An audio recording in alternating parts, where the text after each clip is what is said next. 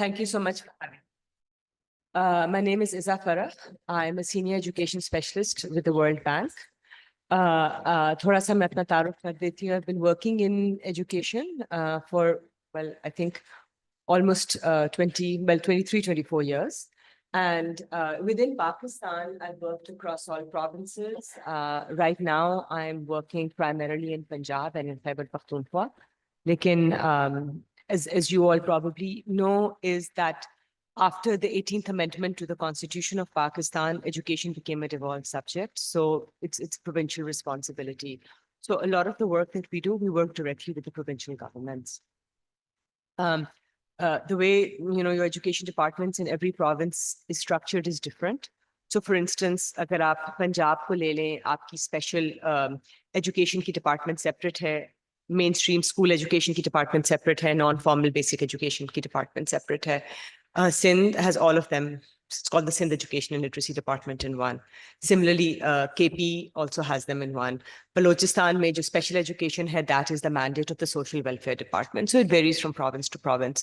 But what I'm going to talk about here applies basically to all streams of education. And whether you're thinking of the private sector, the public sector, any province, and these are global lessons.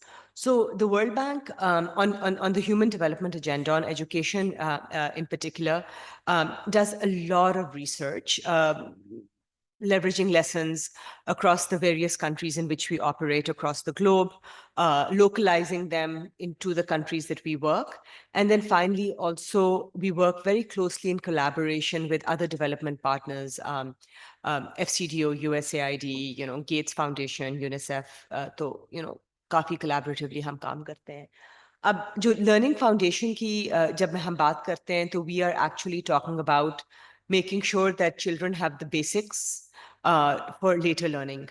And I'll bring you, I don't know, this figure has been actually all over the title, what we call an inability to be able to perform or learn at an age-appropriate level is called learning poverty. आपने किसी ने सुना हुआ learning poverty का phenomena पहले?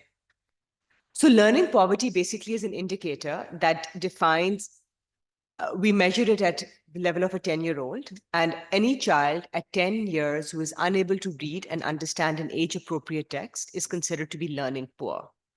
And learning poverty, why is it important? Because we have all development partners working across the globe. We've basically decided that your reading proficiency, that is a safe, general, and a relatively,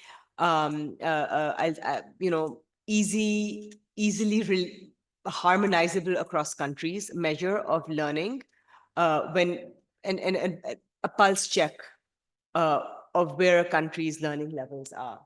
It is easy to measure. It is easy to understand. And why we focus on reading is, I think we all know this, that to be able to do well in all subjects, science, geography, Islamiyat, history, economics, you need to be able to learn well, read quickly, read with understanding, read with application. Any child who's unable to read fast, read well, read with understanding, will struggle in all subjects. And when your learning foundation at the early years is weak, then, if you have a weak building block, then all the later building blocks that you put on it are going to be weak as well. So, this is what learning poverty actually says. Whether you're out of school and therefore cannot read, or even whether you're in school but are not reading at an age-appropriate level, you're considered learning poor. And it is one of the indicators that all countries' progress towards the Sustainable Development Goals is measured. It is one of the key Sustainable Development Goals, Sustainable Development Goal 4. और उसको भी हम दो parts में divide करते हैं. Sustainable Development Goals related to access, your sub-indicators, and then learning, reading to learning. And within them, there's Sustainable Development Goal 4.1.1b, which specifically focuses on minimum proficiency levels for reading. And this measure, so the UNESCO Institute for Statistics is responsible for collecting data across the world among all countries on the education development. So SDG 4 के जितने भी indicators हैं 4.1, 4.2, 4.1.1A, 4.1.1B, UNESCO Institute for Statistics is responsible for collecting data. So World Bank worked with the UNESCO Institute for Research to construct this measure called learning poverty. I'm not going to take too much of your time over here, but when you talk about Sustainable Development Goal 4, and I spoke about learning poverty, there are other targets and measures as well. Quality, which is the level of learning. Equity, are all children learning, regardless of their gender, their ability or disability, regardless of their socioeconomic status? Is the system providing education equitably? Early childhood education has become a very big determinant of a child's ability to read well, because हम सबको पता है कि early years होते हैं from prenatal to what you say, the first 1,000 days, right? If a child develops a strong foundation in the first 1,000 days, then they are at a major advantage compared to children who do not. And this doesn't just include learning, it includes nutrition.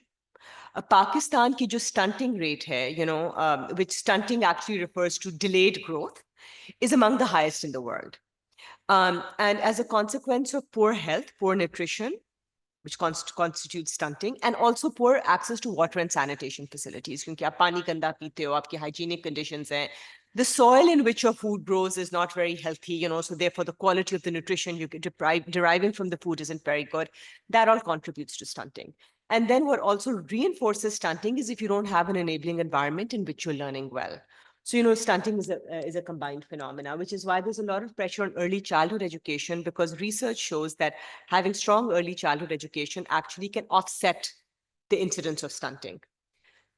Then technical and vocational education, I think we all know that, having a skill, a deployable skill to generate employment, to generate income is also very important. And then, out of school children ka kafi hai ki agar bacche school mein hain bhi nahi, what is a country doing to be able to provide them the opportunities to learn? There's non-formal basic education programs for children who have not been able to enroll in school so they are provided accelerated learning opportunities, 36 months for primary, 18 months for middle, allowing them to catch up with children who did enroll in school at the right age. And finally, global citizenship is actually a very important sustainable development goal. What are the skills, socio-emotional, mental health, etc., general well-being, general knowledge that allow us to contribute as citizens of the globe? And how transportable are our skills, right? Like, are the skills that we are acquiring limiting us to certain professions in certain geographic areas? Or are there skills that we can use to leverage employment or livelihood anywhere in the world? So this is what the SDG is about. And, I won't get to SDG 4.1.1. We'll have a lot of conversation on that later.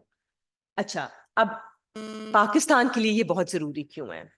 Because, believe it or not, Pakistan's learning poverty rate is at 78%, which makes it the second highest in the region. And our learning poverty contributes to our human development. Our human development rate in Pakistan is 41%. We are actually, Niger, you've probably heard, which is one of the lowest performing economies of sub-Saharan Africa. We are at that level. That means that a child born in Pakistan today is only going to be able to acquire 41% of their human capital potential. And if you bifurcate it by province, if you're a girl born in Balochistan, that comes all the way down to early 30%. That means if you're a girl born in Balochistan, your human capital is 32%. Or एक indicator है human capital utilization, which is you've acquired learning and now you're using it for meaningful employment. For a girl born in Balochistan today, it's only 8%.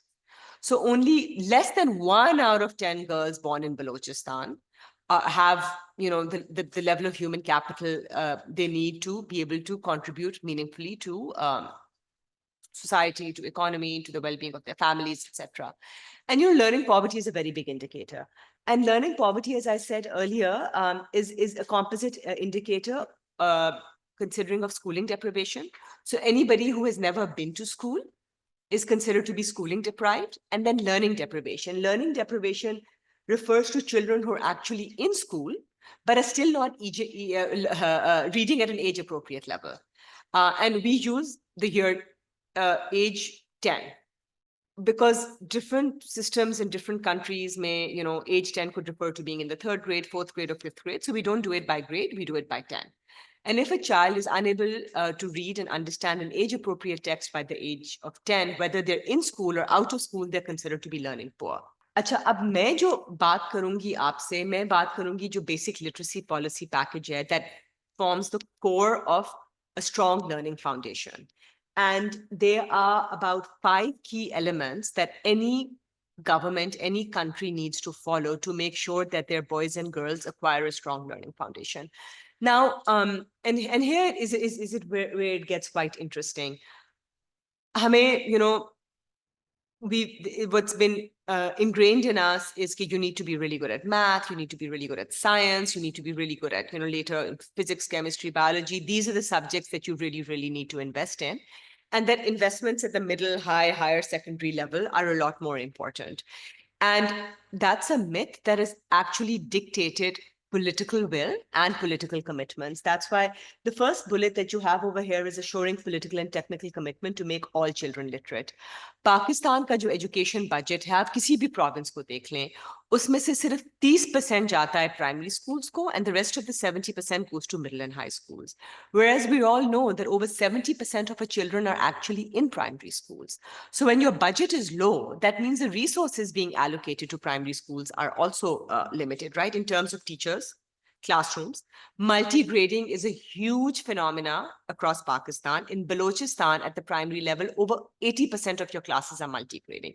And your average primary school only has 2 classrooms. Uska matlab hai, कच्ची से लेकर या early childhood education से लेकर 5वीं तक बच्चों के पास सिर्फ 2 classrooms. And that means a teacher teaching there is not just teaching one cohort of students, right? She may be teaching a 4-year-old and a 6-year-old, the curriculum for ECE or Kachi or the curriculum for class 2 as well. And that is all because of a shortage of resources. So, when we say assuring political and technical commitment to making all children literate, it actually means giving them the kind of enabling environment that they need to be literate, right? Teachers, classrooms, good textbooks, time for them to be able to understand. And one of the core components that we all, have a very, very strong leaning towards is you have to have a daily reading lesson every day. And then that brings me to my second bullet, ensuring adequate amounts of effective literacy instruction by supported teachers. Now, we all think, क्योंकि हमें शायद opportunity मिली है कि to learn to read is actually quite easy. It is actually a science. It is not something that comes instinctively to us. If you want your child to be at a certain level by grade 5, which is the end of primary school, then you need to work backwards and build what you would call the building blocks starting from ECE. At ECE, your child needs to, for instance, have letter recognition, right? At maybe Kachi or grade 1 level, they need to be able to understand what those letters, the sounds that those letters make, right? So for instance, C makes sa, it makes ka, but when C becomes, joined with H, it becomes cha. Those kinds of that recognition, phonetics. Then, they need to be able to coin words. Then, by age XYZ, they need to have X number of words in their vocabulary. And this varies from language to language. So, for instance, reading, if you're focusing on English, it may be easier to acquire 120 words per minute than it is if you're reading in, say, Pashto or Dari or Farsi, right? So the proficiency levels vary by language and by the ease of acquiring fluency in those language. Another issue also is the meanings of various words, right? I think we are very, in Urdu and in English to quite an extent, a word can have multiple meanings, right? So words ki concentration kitni zyada hai, that also makes a difference. And then, the importance of having the right textbooks is very, very critical to the development of a child. Pakistan is among the countries that have the most dense curriculum, even at the primary level. If you look at the better performing countries, China, Japan, unka curriculum is a lot less dense. There's something called a student learning outcome. That is the learning outcomes that every child needs to understand, at basic proficiency, high proficiency, mastery by the end of the grade that they, when they're giving their exams or they're passing on to the next grade. Pakistan ke SLOs are among the most overpopulated and overcrowded. And those countries, you look at Finland, you look at Singapore, you look at, again, I mentioned China and Japan, they have a fewer number of SLOs and they focus on mastery. Rather than knowing a larger number of SLOs and through thicker textbooks, at an average, learner's level, they focus on fewer SLOs and mastering those SLOs. And that is, a conversation that you probably saw in Pakistan, wo single national curriculum aa raha tha, wo, and our curriculum actually became even more overpopulated than it was in the past. And, research across the globe shows that that is not the way to go. और एक और भी बहुत जरूरी चीज है कि when you talk about quality age appropriate books that promote inclusiveness, books that promote a sound understanding of concepts, and books that are available to all children, right? The ratio of any textbook to child all across the world, the optimal ratio is 1:1. So 1 textbook per child. लेकिन हमारे सरकारी स्कूलों में नहीं होता. एक तो किताबें इतनी थिक होती हैं, किताबों को पब्लिश करना इतना मुश्किल होता है because it's expensive. So, that limits the number of textbooks that you can produce, that limits the quality of the textbooks. The paper is poor, they tear apart fairly quickly, they can't be reused in the next year. In all developing countries, in your public schools, textbooks get handed down from grade to grade. So when I move from the 2nd to the 3rd grade, the fresh batch of children that are coming into the 2nd grade will inherit my books, right? And those books, because the cost of publishing is cheaper, because those books are thinner, you can have better quality, but also the cost of distributing those textbooks also becomes easier, right? Because aapki, and Pakistan mein, aap agar beginning of the academic year mein schools mein jao, inevitably aapko pata chalega ki textbook delivery late hui hai. So the children who have to learn so much in one academic year are already disadvantaged because their books don't arrive for the first couple of months, right? So they're catching up after the books arrive. So then teaching children in a language that they speak and understand best. Now, I cannot tell you how important this is. And we have had so many conversations with politicians all over Pakistan. Ek zamane mein PML ne English introduce kar diya tha Punjab mein as the medium of instruction. Last government, national government, also said all schools should be English medium. No, and the understanding is that if children start to learn in English, they can then compete with graduates from primary schools or elite primary schools, where they can compete for jobs globally. That is correct. Having a strong mastery of English is very important in this, especially in this global age, right? But basic education happens best when you learn in a language that is spoken in your house, that you're comfortable with. And I mean, there's, again, research from all over the world that says teach your child in their first language. And for us, many of us, Urdu is also not our first language, right? Pakistan ki kitni zabanein, ek province mein kitni zabanein hai. And while that may not be possible to publish textbooks in all those languages, but encourage your teachers to be able to adapt content in children's local languages, and then you gradually introduce a second language. When a child's core concepts are clear in their first language, what happens is then it's very easy to introduce a second language. And hamara thoda sa wo mindset jo hai, that is quite different, right? Because if I'm learning in English, my teacher is not very proficient in English. My parents don't understand English. I'm actually learning in a very isolated environment. And we'll get to the role of parents later, but the role of parents is actually very, very important in learning, even if the parents are semi-literate or illiterate. So that's why we really focus on teaching children in their first language and introducing the second mainstream language later. That language could be English, that could be Urdu, that could be Chinese, but making sure if I'm learning math, if I'm learning to read, if I'm learning science, I'm learning it in a language that I can relate to very easily, and that a language that I'm very comfortable with. And finally, cannot stress this enough. Many of us, I'm sure, have younger siblings. I have a daughter. The importance of reading. I have friends who teach law school. I have friends who teach A-levels. I have friends who teach PhD programs. And they say that one constant factor among all their better performing students is the love of reading. And the faster you read, the better you read in all your subjects, and especially if you are good at reading with understanding, right?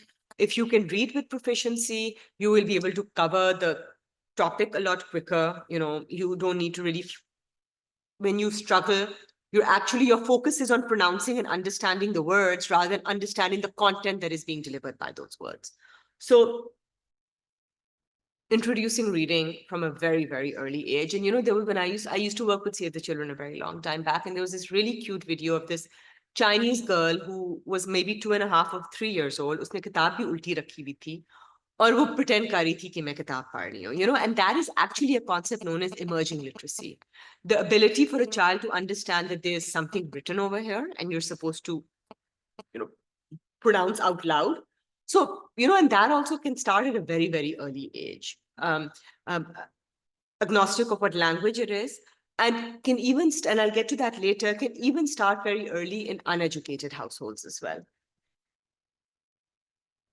Acha, I mean, I've said a lot of this earlier, but the 5 components that I spoke about earlier is, assuring, the first one is assuring political and technical commitment to making all children literate. Curriculum based on evidence, not too thick, and really focuses on how children can learn to read. हमने अभी बात की थी goals or learning outcomes की. Not too many, and the textbooks that take you towards your student learning outcomes should be simple and effective and accessible to all students. Not too much content, not too complicated content that progresses from first chapter to the 10th chapter or whatever the last chapter is, sequentially building upon what has been learned in prior chapters. And I think जो government का सबसे बड़ा जो role होता है, that is monitoring progress. How do you monitor progress when it comes to learning outcomes? You make sure that the teachers in school, teachers teaching to the textbook or to the learning levels of the child, but also that there's a way for the teacher to be able to assess where her students are, against where they should be.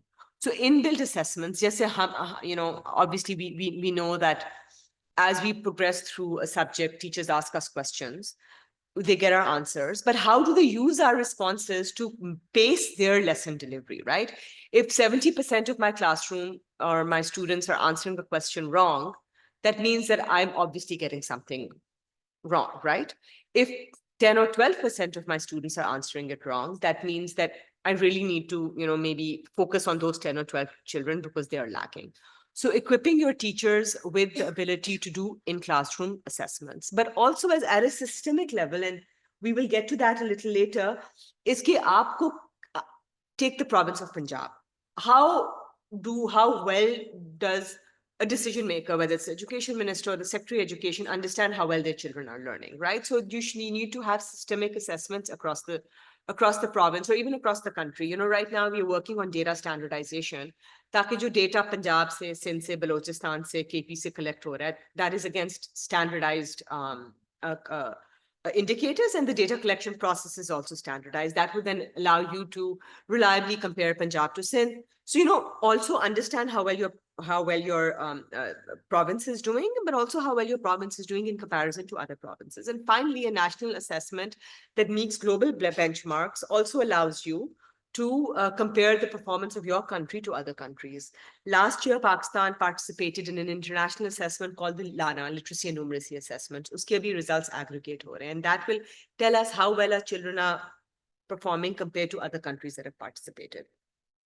And this global benchmarking is very, very important because it then tells us, because these are the same children who will compete with our children for jobs, right? So what are the skill sets and levels of education, and how well are our children learning compared to children from other countries? Because up in this global economy, I mean, I don't know how many of you work part-time, but half the people that I know are working in jobs where their employer is in another country, including me, right? My employer is based out of Washington, DC. So वो जो है ना global benchmarking of learning levels, and for a country to be able to adapt based on the information they get on the learning levels is very important. हम लोग data बहुत education पे collect करते हैं, exams होते हैं, assessments होते हैं, monitoring होती है, लेकिन what do we do with that data? That is very important, right? How do we use that data to respond to what trends are emerging through the data? And then the role of parents, we'll get to that a little later, is teachers. The role of teachers is just so, so important. I read an article in the New York Times many, many years ago that said that one of the key determinants of a child's success is their kindergarten teacher. The ability of a teacher not only to teach, but to be able to identify the strengths and weaknesses of their various students and to be able to respond to them is very, very important.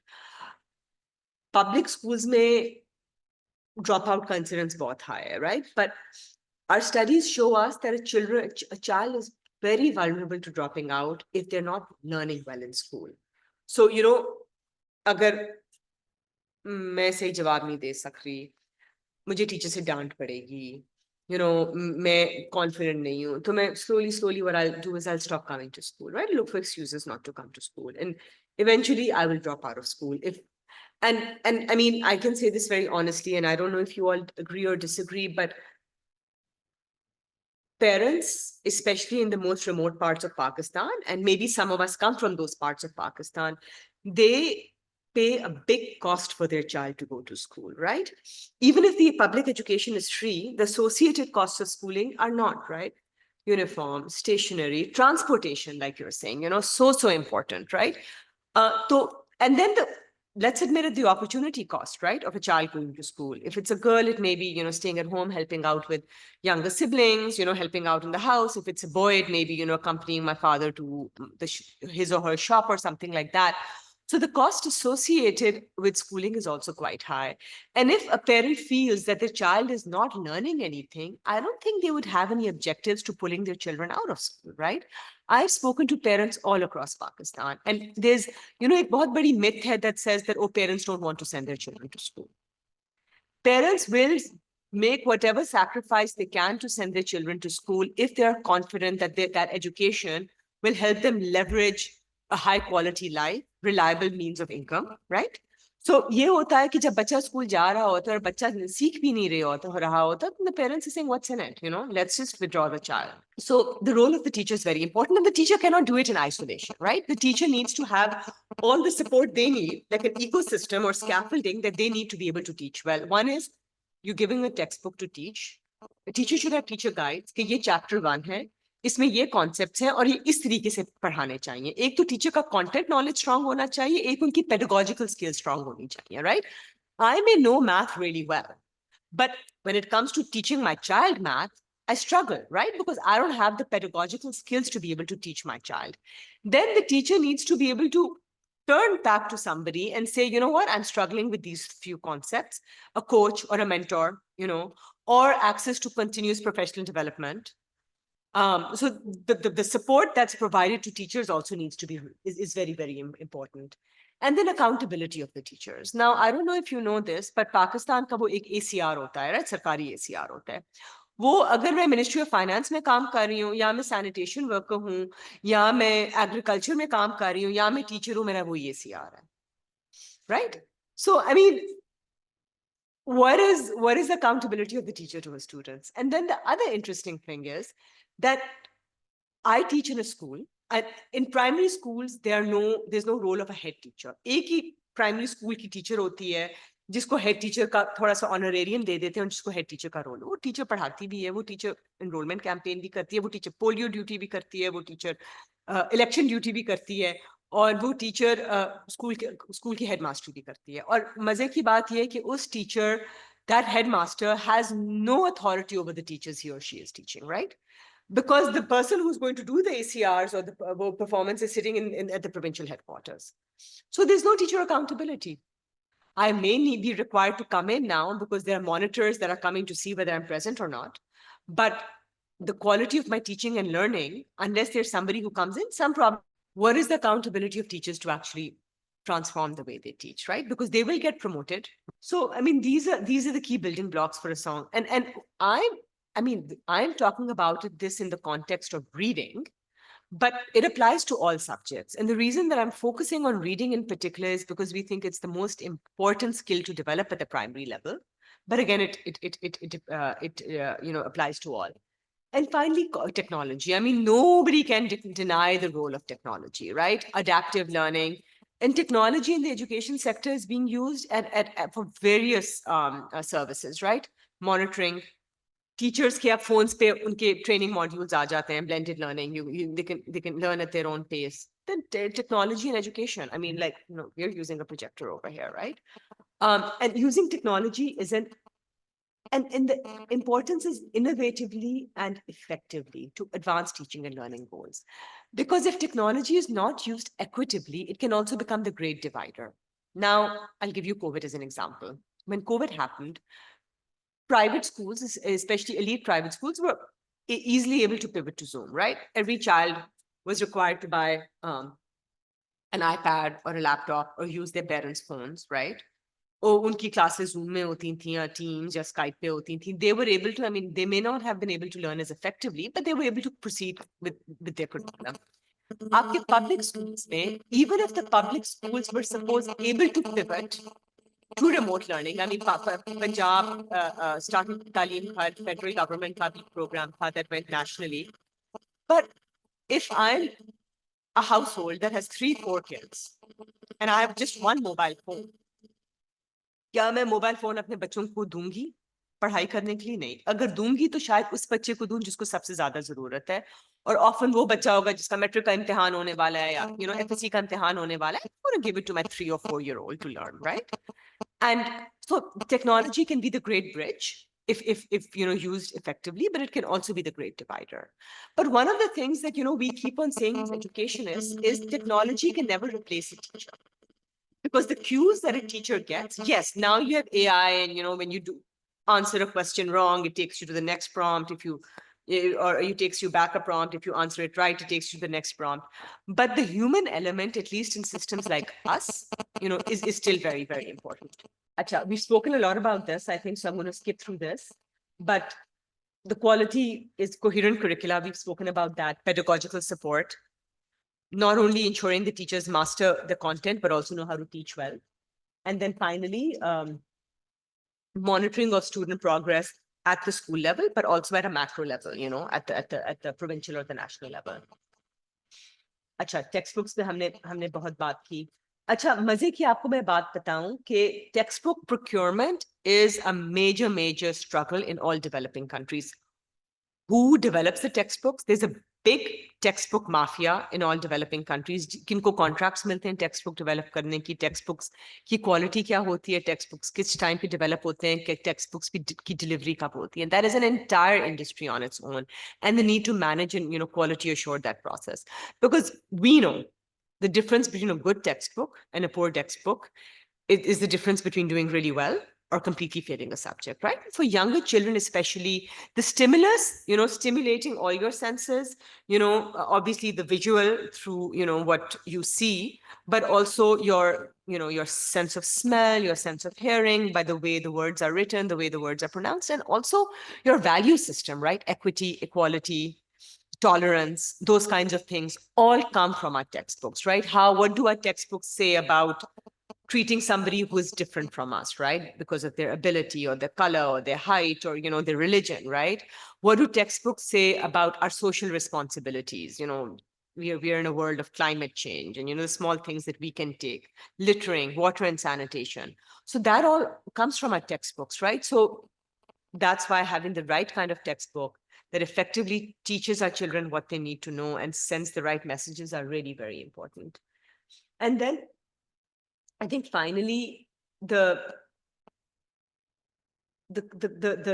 balance between textbooks teaching children what they need to learn, but also enabling them to learn it really very well, right? So, so I did my O in A levels, and we had these fantastic textbooks, right? I remember our my physics textbook was this thick, and really great, and great concepts, etc. But I was struggling very badly in physics. And so O-level se pehle, went to my parents and I said, if I don't do physics well, I'm going to fail. I need tuition. My tutor would come to my house with the thinnest textbook.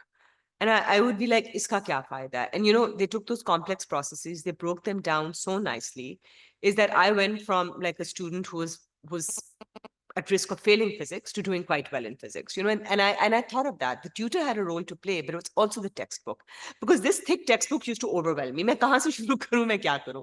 वो छोटी सी simple सी textbook थी, and it wasn't as comprehensive, but what it did, it is broke down the complex concepts of physics so easily for me that I was able to go back to the thick textbook without feeling overwhelmed by it, right? So I think these things are really important, especially for children who come from semi-educated or uneducated households, right? Because I cannot turn to my parent and say, "Acha, ye mujhe zara samjha de," right? My daughter started struggling with fractions. She knows that the mother will help her with her homework, right? But if a child doesn't have that kind of support system, then the textbook and its clarity and the teacher becomes critically important. We've spoken about teaching children in a language that they speak and understand.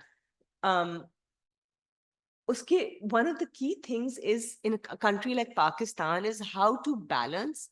एक classroom में आपके पास बच्चे होंगे जो पोटोहारी भी बोलते हैं, पंजाबी भी बोलते हैं, सराइकी भी बोलते हैं, उर्दू भी बोलते हैं. तो how do you balance their various needs, right?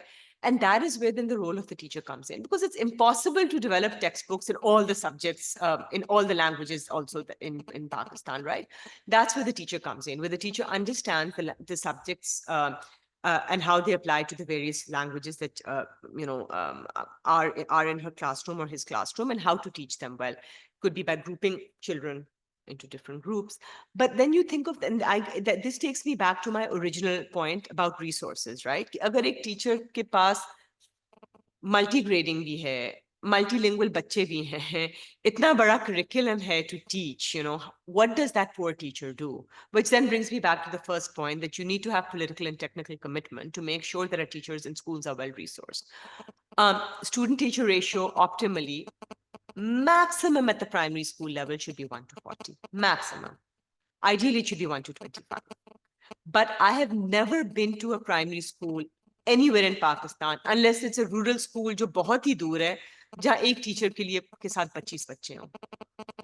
एक टीचर के साथ कभी 200 बच्चे होते हैं, कभी 150 बच्चे होते हैं, वो आधे सहन में बैठे होते हैं, आधे यहाँ बैठे होते हैं, टीचर बेचारी क्या करे, you know? And we see our teachers are incompetent. Yes, you know, teachers, there are a lot of management issues with teachers as well. But look at the context in which they're also teaching, right? You know, you need to kind of help them teach well if you have high expectations from them. And then, you know, language of instruction policies are very important. At the provincial level, what is the language of instruction that you are required to teach? It is only now that our education departments are starting to understand कि बच्चों को अपनी ज़बान में पढ़ाएं.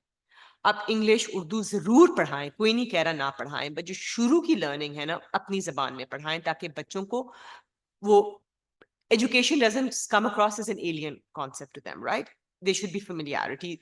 When I think, for instance, मैं ये देखती हूँ, I think glass, right? मैं ये देखती हूँ, I think phone. But if my mind automatically tells me phone, but I'm supposed to call it cup or something like that, there's going to be cognitive dissonance in my brain, right? So whatever comes to me instinctively when I see an object, that is what I should be reading. When I read about that object, that is what I should also be reading. My daughter, you know, studies the Quran, right? Or usko मैं अपनी तरफ से I try my level best. And Arabic is a very good language for us in Pakistan because we can all read Arabic really, really well, right? We can read it as well as we read Urdu. But do we understand any? What is the point of us being able to read it well? So, you know, and I see that her level of interest in her Quran class, unfortunately, is not as good. I mean, think of if she could understand Arabic, right? Isme kitna history hai, kitna culture hai, kitna, you know, there's just so much to learn in terms of humanity. But because she doesn't understand it, she doesn't, and you know, and then also, वो जो logical आता है ना कि जब आपको पता है sentence का structure क्या है, sentence क्या कहने लगा है, तो आपकी flow immediately better हो जाती है. If there's 4-5 words, you know, that are combined and you have no idea what it means, you can't even preempt what's going to come next, right? So that's also a major thing. Then, you know, I've said this before, promote the love of reading. In this day and age, when there's so many distractions to our reading, in our children, the one biggest disservice that we can do to them is tell them it's okay to watch TV to watch this and not to read. Even if they read 5 to 6 pages a day at home, it is very, very important, because that is what is going to build a strong foundation for later learning. That is what's going to help you acquire fluency. That is what's going to help you acquire the ability to read with understanding and application. Jitna aap comfortably padhoge, utna aap kam words ke sath struggle karoge, utna aap, you will be able to, what goes into your brain will be the content that you're reading and not the struggle with reading, right? And then obviously when you read something easier, it's easier for you to be able to apply it. And this, anybody who works in education will tell you, you cannot stress this enough. What we did is in December, we took officials from 7 countries in South Asia, including 4 provinces in Pakistan. We put them in a room in a hotel in Kathmandu in Nepal. And for 3 days, all we talked about is reading. Reading. How to make sure that your children are reading well. How to work backwards, right? And how to have that kind of sequencing and harmony among the system. So 5th grade teacher has her reading KPIs, grade 4 teacher, grade 3 teacher, grade 2 teacher, 1 kindergarten teacher, and how they have to kind of roll it out sequentially so that wo jo assembly line hoti hai, jo jab tak bachcha class 5 mein aata hai, they've been through all the various building blocks. And again, I reiterate that reading is a science. One may think it's very easy, but it is not easy. A lot depends on how your teacher effectively takes you through that sequence. There's something that we call a reading rainbow, which is actually quite cool if you look at it. Oh, step 1, step 2, step 3, all the way to the 7th step. And aap yakeen kare, at the World Bank, I had to take an academy just on reading. It was 8 modules. It was very, very long. So that I, as a practitioner at the World Bank, when I engage with government, when I, run my operations, etc., I should be able to know what it takes for a child to read well. Jo hamare sarkar ke sare log Kathmandu gaye the, we told all of them, for you to be able to participate in this course, you need to show me your certificates of having done this academy. So that's how important reading is. And then, the role of the parents. I have had so many parents tell me कि हम क्या करें, हमें तो पता ही नहीं हमारे बच्चे क्या पढ़ रहे हैं. Acha, but you don't need to be able to read well or read at all. There's something called dialogic reading, which is actually quite cool, where you tell your child to read a story to you. मैं नहीं पढ़ सकता, आप मुझे पढ़ के सुनाओ. And then you ask your child questions, right? Okay, Little Red Riding Hood, why do you think the wolf pretended to be the grandmother? Something like that. There was a story that I did, and I think we've all done it, of the frog on the boiling water, boiling water wale frog ki kahani jo hai, and so why did the frog not feel the heat? Exactly, right? Or jo thirsty crow ki jo, wo jo kankar dal ke wo pani ka level raise karta hai, right? So if a child reads those to their parents, the parents ask them questions, and that allows the child to actually go back and say, did I really understand this, right? Am I being able to relay the key messages well? Or, helps develop their critical thinking ability. And the other thing is that humne ek shuru kiya tha in actually pretty cool. We did this in Islamabad, and now we're scaling it up to other provinces. WhatsApp ab sabke paas hai. Everybody has smartphones.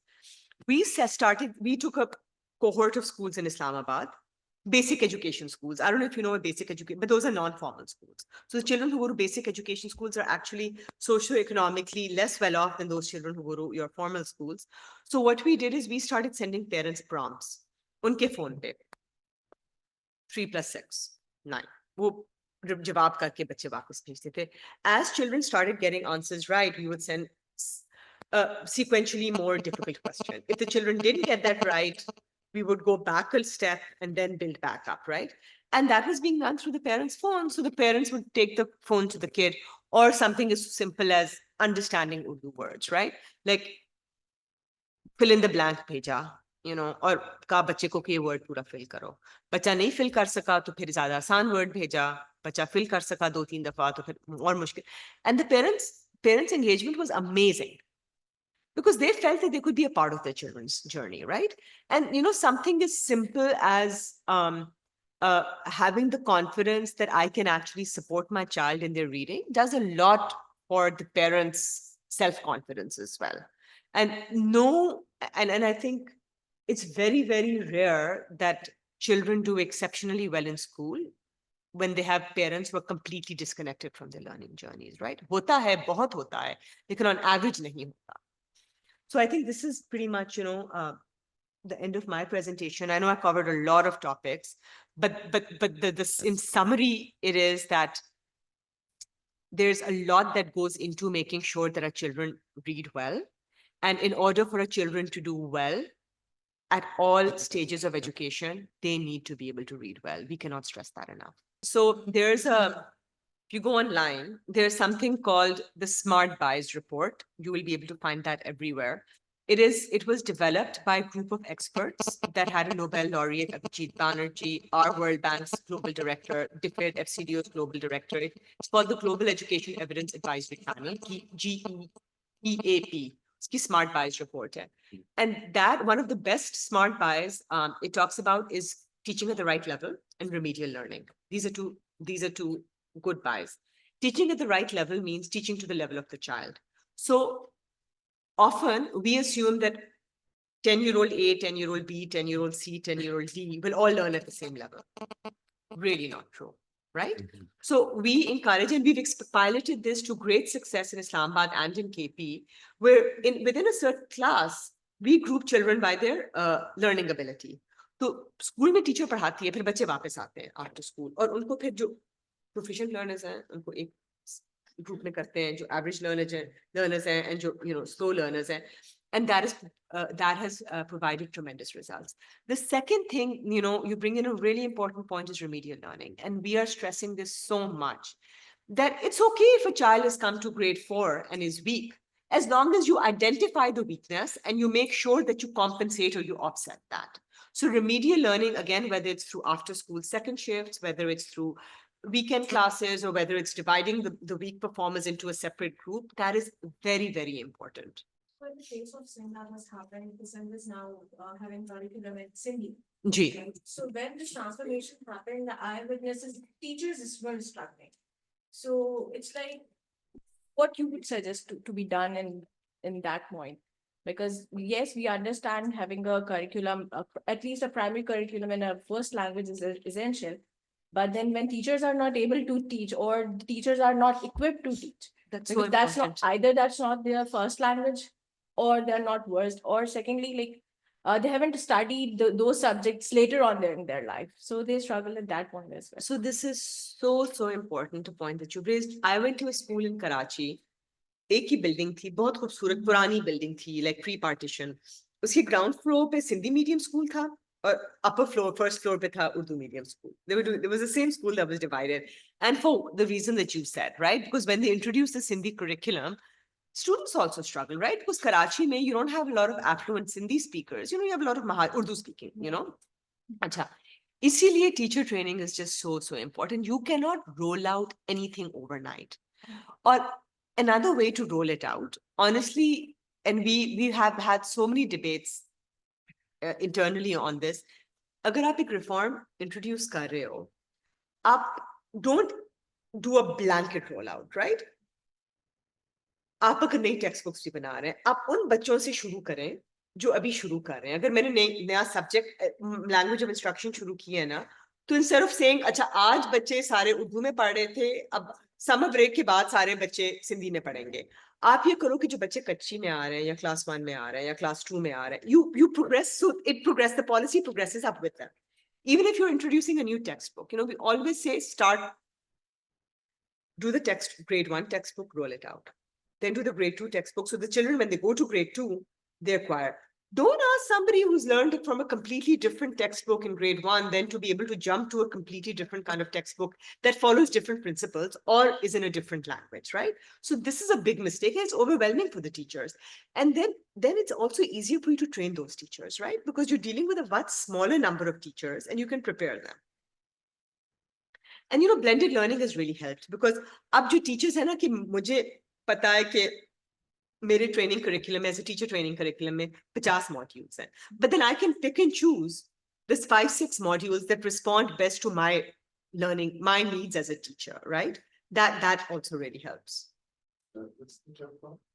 What's the term called that you just used? Blended learning? Yeah, blended learning. Yeah. So blended learning is, technology versus face-to-face.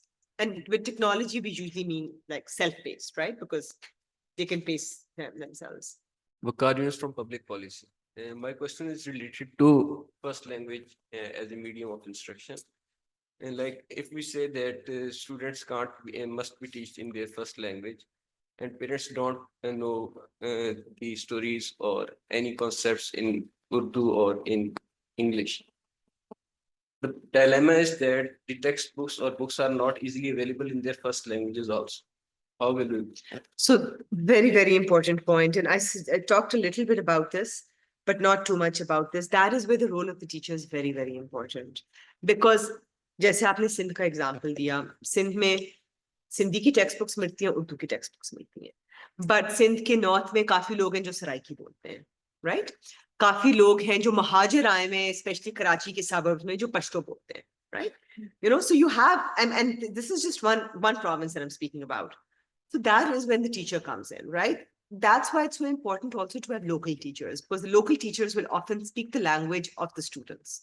If I'm a teacher from Sakhar, मैं सिंधी बोलूंगी, मेरे इर्द गिर्द के बच्चे भी सिंधी बोलेंगे, लेकिन अगर मैं वो जो बॉर्डर आता है रहीम यार खान और साउथ सिंध का, मैं more often than not the cases that I'll be speaking in Saraiki.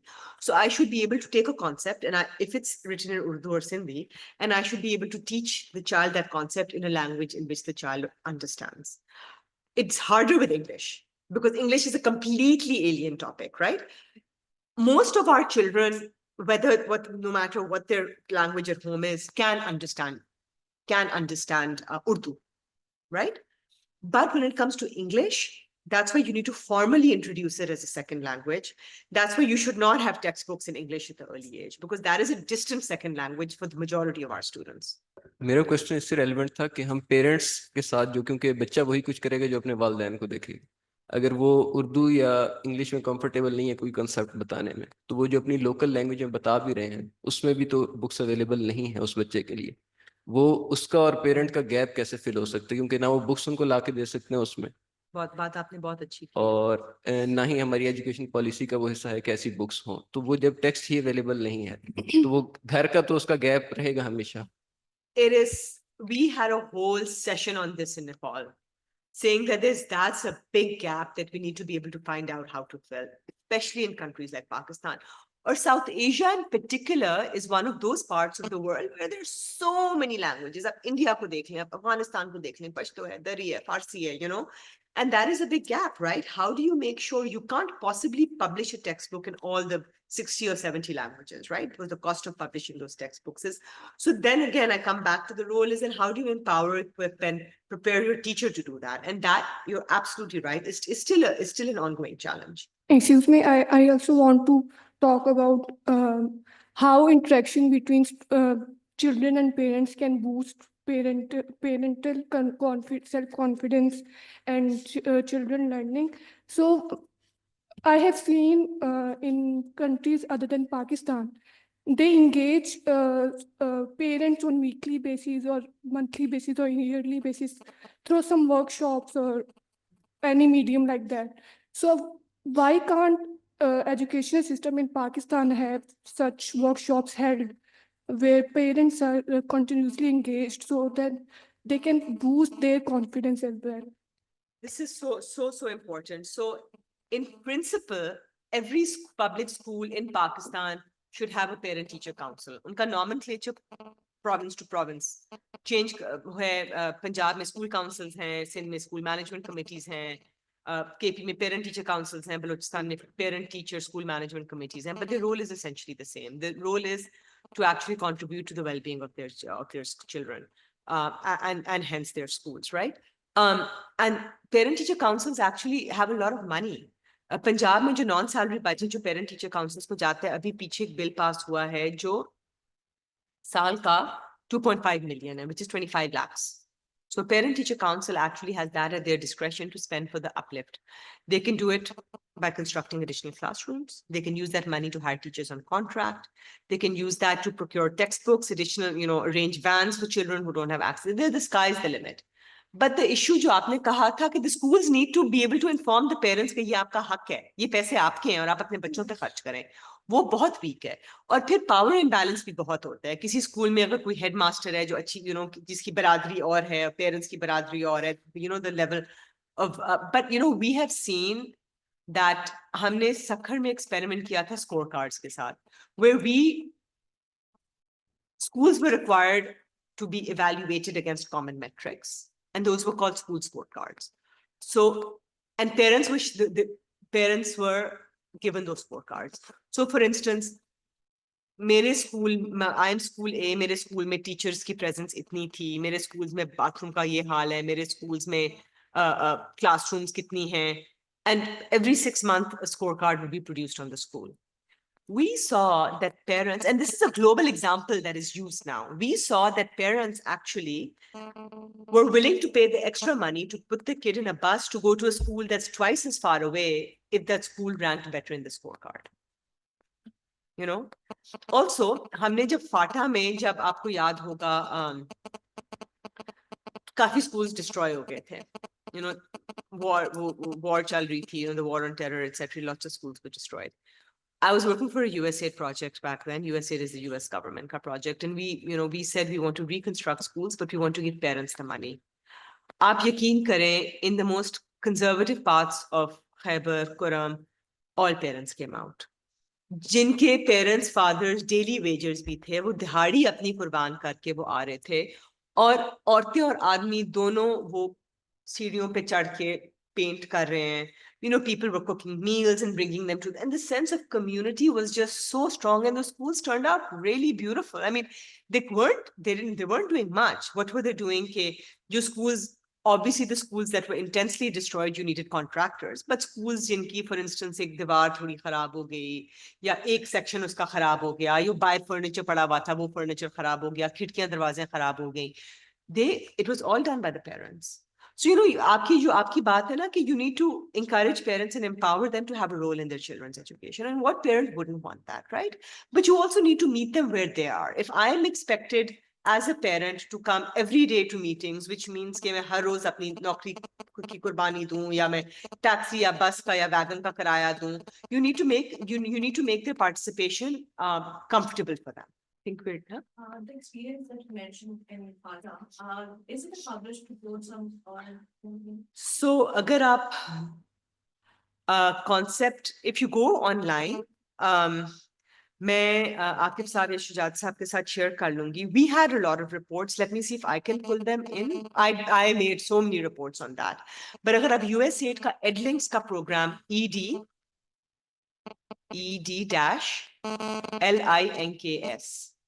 if you look it up, the report should be there online, but if not, I can send them to Shujaat sahab. They have worked, and the stories are little encouraging. And people on journal levels do not know much about it. So it would be really helpful for other people to know as well, because some people have done it, but at the same time, some people will get motivation by learning all those experiences. So, yeah.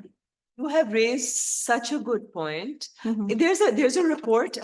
I was a relatively young professional then, and I helped edit that report. Mhm. It's called Education in Pakistan: What Works and Why. And that will give you examples of school heads who, produced phenomenal responses against all odds. That will give you the stories of parent communities, etc. It's called Education in Pakistan: What Works and Why. And that really zooms in on, success stories on education. मैं एक चीज सिर्फ आपसे confirm करना चाहूंगा कि उसमें आपका ओपिनियन लेना चाहूंगा. मैं ओबी पे काम कर रहा हूँ इस वक्त, आउटकम बेस्ड एजुकेशन पे, और इसमें बीएस करिकुलम को एवेल्युएट कर रहा हूँ. लेकिन जहाँ तक मैंने पूरे ओवरऑल एचईसी पॉलिसीज और सारी नेशनल प्रोफेशनल पॉलिसीज को देखा, 2007 में एचईसी ने पॉलिसी दी कि अपने करिकुलम को ओबी पे लें, और वहां पर चंद एक लर्निंग आउटकम एसएलओज मेंशन करके फारिग हो गए. मतलब उसके बाद वो बंद कर दिया कि yes this is the content and then okay. Question यहाँ पे बनता है कि जब करिकुलम टेक्स्ट बुक बनता है और उसमें हर यूनिट से पहले वो CLO या SLO दे देते हैं कि ये स्टूडेंट लर्निंग आउटकम है और इस पूरे बुक का CLOs ये है, उस पे टीचर ट्रेनिंग्स क्या सूरत? क्योंकि जब एक सब्जेक्ट है, एक सब्जेक्ट के अंदर एक चैप्टर, एक यूनिट की बात हम कर रहे हैं, उस यूनिट के अंदर एक एकेडमिक प्लानर का हिस्सा कि कौन कौन से एक्टिविटीज उसके लिए एसेंशियल है, नंबर 1, कौन कौन से टेक्नोलॉजिकल टूल्स वो यूज करेगा और वो उसकी क्या आउटकम रिपोर्ट कैसे करेगा। ये 3 चीजें बहुत इंपॉर्टेंट है। अगर ये 3 चीजें हमारी प्राइमरी लेवल पे एक टीचर की ट्रेनिंग उसमें नहीं आ रही, तो आई थिंक ये फिर कहानी है कि हम उनको जितने भी टेक्स्ट बुक बना के दे दे, जितना भी कुछ करें, लेकिन हम अपनी टीचर्स को ट्रेन नहीं कर सकेंगे। तो मैं लास्ट टाइम वर्ल्ड बैंक के जो एक रिपोर्ट्स वगैरह देख रहा था कि they focus on the technology के यूटिलाइजेशन ऑफ डिजिटल टूल्स लाएं और उसको करें, लेकिन हम उसको भी देख रहे हैं कि वो एक लिमिटेड सोर्सेज में आ रहे हैं। एक SS कंप्यूटर साइंस बैठा हुआ है और वो उसकी रिस्पॉन्सिबिलिटी, बाकी teacher are not responsible to use or not. So A big challenge. Most of the teachers that I speak to haven't seen the curriculum. उनको टेक्स्ट बुक्स दी जाती हैं और कहते हैं टेक्स्ट बुक से पढ़ाओ। अच्छा, अब हर province में there's something known as teacher guides and lesson plans, right? So the teacher guides basically help you teach a certain concept, and the lesson plan helps you pace out this lesson. But वो अलमारियों में lock होके बैठ पड़ी होती है, बनती हैं, अब हर province में बन रही हैं, but teachers are not really using them. So what we did, which was actually quite interesting, and I don't know why it wasn't continued. Again, it was on a USAID project where, in developing countries, the textbook that is given to a teacher is different from the textbooks that go to students. Because wo margins pe na, lesson plan embed hua hota hai. You spend, if you're going to spend a 40-minute lesson, you need to spend 20 minutes on this concept, tease these things out, ask students these 4 questions to see if they're learning, and then move on to this concept, spend 10 minutes. These are potential activities that you can use to help teach this concept well. The teachers, so we tried doing that. We tried कि teachers की textbooks सब separate बनाएं और उनके margins में ना हम ये सब कुछ लिखें. I don't know, actually, that's a really good point. Maybe we should go back to revisiting why that didn't sustain. Because अब बेचारी टीचर भी क्या करे, एक आपने उसको टीचर गाइड दी हुई है, एक आपको लेसन प्लान दी हुई है, एक आपने उसको टेक्स्ट बुक दी हुई है, और टीचर ने सिलेबस तो कभी देखा नहीं। उन टीचर्स को पता भी नहीं है कि उनका, क्योंकि वो समझती हैं जो टेक्स्ट बुक है वो सिलेबस है, वो नहीं है। The SLOs are the syllabus of the curriculum. Exactly. So that's a major issue. मैंने इस स्टडी के लिए जी। लास्ट उसके स्टडी के लिए मैंने सिंगापुर को बेंचमार्क बनाया, जहाँ पे एक बड़ा एक प्लस पॉइंट देखा कि वो जो है ना टीचर्स को ये गाइड जो एक पंपलेट टाइप भी होता है जिसके अंदर जस्ट उनको इंस्ट्रक्शंस दें कि आपने ये चीजें इस क्लास में या इस टाइम में पूरा करना है और उसके ये जो है ना प्रोसीजर्स है, दैट्स इट। उसके बाद जो स्टूडेंट्स के पास क्या कंटेंट है या क्या चीजें हैं वो रीडिंग मतलब उस में पढ़ने ही नहीं वाले, वो आते हैं क्लास में एक्टिविटी बेस पे करें। उन्होंने एक स्लोगन रखा था बड़ा इसका कि लेस टीच मोर लर्न, और वो स्लोगन उनकी पॉलिसी का हिस्सा है। जहां पर हम यहाँ बात करें, हम इतना जो है ना ओवरलोडेड करिकुलम को, टेक्स्ट बुक को ले लेते हैं कि वो स्टूडेंट्स खुद ही पढ़ने से साइड हो जाते हैं कि वाई इतना ज्यादा रीड करने के हमें क्या जरूरत है। And I think you probably know this because you researched Singapore. Teaching is one of the hardest professions to get into, right? Teaching and police.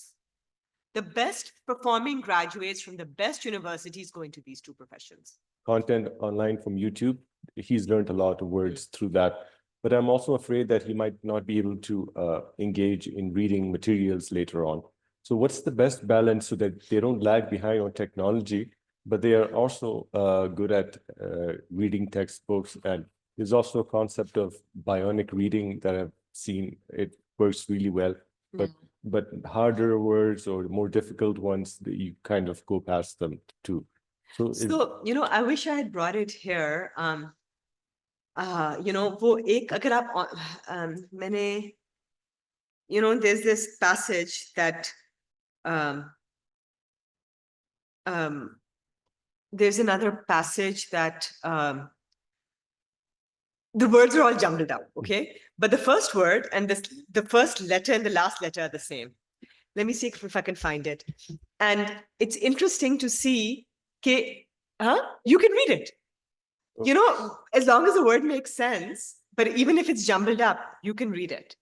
So that is just so interesting. Let me see if I can find it and project it. But to your point, and that bionic reading reminds me that to your point, what I had the same struggle with my child. And where I struck a balance is instead of her seeing those little clips that are 3 to 4 minutes each, instant gratification, right? Leads to like short attention spans.